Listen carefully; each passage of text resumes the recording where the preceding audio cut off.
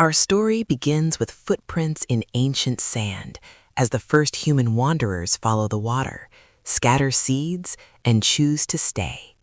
Villages rise, then cities, built on the revolutionary idea that the earth could be cultivated, that a harvest could be planned.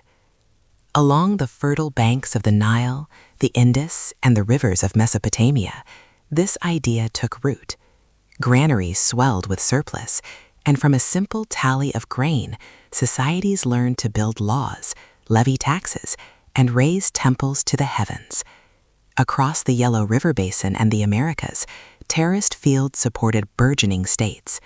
Order was the new currency.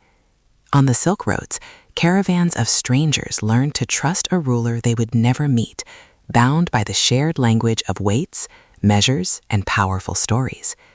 Great empires, the Persian, the Mauryan, the Han, forged templates of governance with roads and edicts, while new philosophies sought to make sense of it all. Hinduism, Buddhism, and Confucianism sketched ethics for both the home and the throne. In the Mediterranean, Roman law provided structure, while Judaism and Christianity redefined loyalty and mercy. The world was woven together by new currents. Monsoon winds linked the ports of the Indian Ocean. Desert routes moved salt and gold across the Sahara. Goods, songs, and sickness traveled together, their echoes still shaping our courts and calendars. Then new forces surged: the spread of Islam, the dynamism of Song China, and the fierce connectivity of the Mongol century, a period of exchange so vast it was shattered only by a plague that shook the foundations of the Old World. Out of this upheaval, oceans turned into highways of risk and profit. A sailor grips a salt-soaked rope, the air thick with the scent of tar, sugar, and wet wood. European voyages connected continents, triggering the Columbian Exchange. Diets were transformed, but so were destinies, as new germs decided who would live and who would die. In this remade world, a question began to spread, carried by telescopes and cheap pamphlets.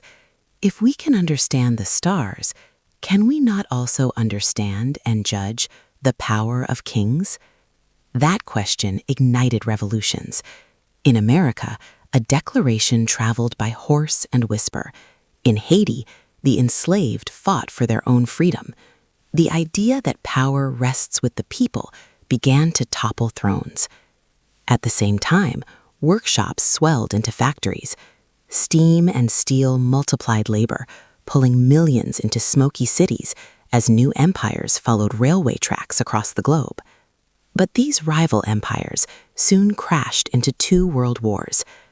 Ideologies like fascism and communism promised order but delivered terror, leaving the stain of the Holocaust upon human conscience. An atomic blast ushered in a nuclear age, and a long Cold War drew rigid lines across the map. Yet, from beneath the banners of empire, new voices rose.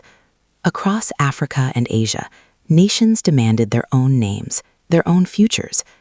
Today, we live in the world they made, a world linked by fiber optics and code, where villages connect to global markets in an instant.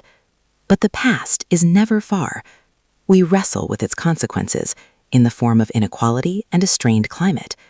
We see its patterns in pandemics that loop the globe, and we face its questions as we edit the human genome and ask what role artificial intelligence will play in our lives. This entire history is reflected on your plate, in your vote, and on your phone. The great question is no longer just where we came from, but how our ordinary choices will now steer our shared global future.